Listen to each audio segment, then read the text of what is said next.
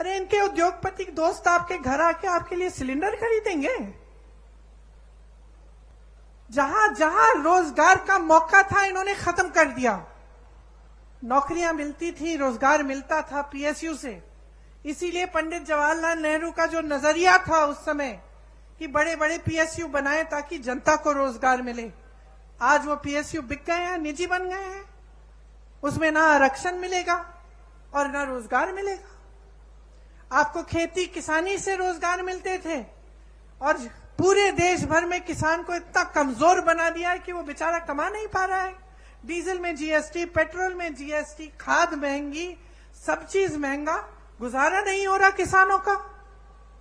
और तीसरी जगह जहां से रोजगार बनते थे, छोटे छोटे उद्योग, जैसे आप दुकान, छोटी राशन की दुकानें, छोटे उद्योग जो हर जगह, हर जिले में, हर छोटे छोटे शहर में होते थे, नोटबंदी को लेकर, जीएसटी को लेकर वो भी बंद हो रहे हैं सारे।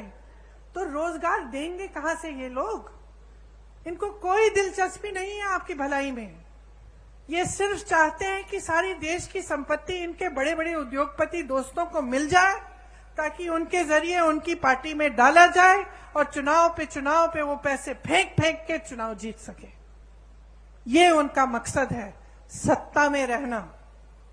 और जो नेता सिर्फ सत्ता में रहना चाहता है और वो ये नहीं समझता कि सत्ता देने वाली पब्लिक है, तो वो नेता पब्लिक की भलाई कभी नहीं कर सकता।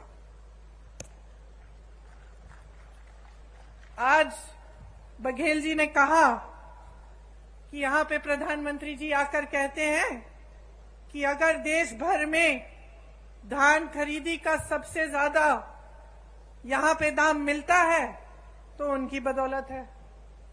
अब बताइए, ये जब प्रदेश सरकार काम करती है तो उसका श्रेय भी लेना चाहते हैं।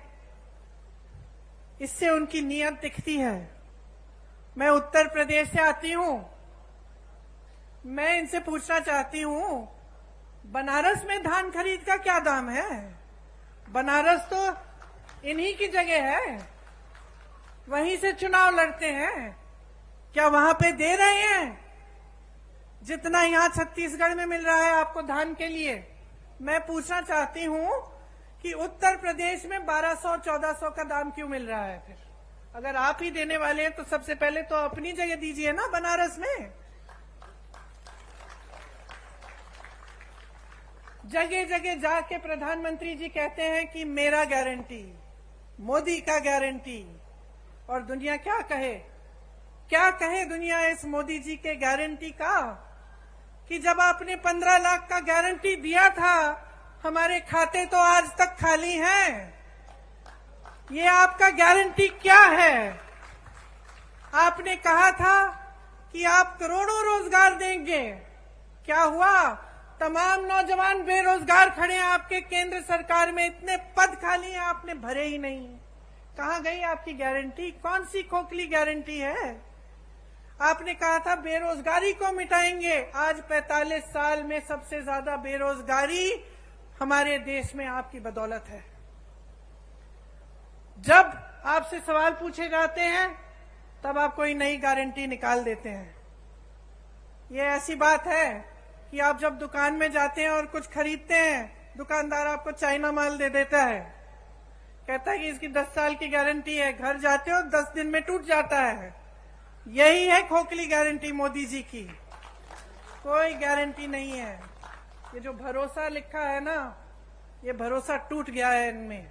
पूरा देश देख रहा है, आपका प्रदेश देख रहा है, देश देख रहा है कि जो मुंह से निकलता है वो जमीन पे काम कभी उतरता नहीं है इनका।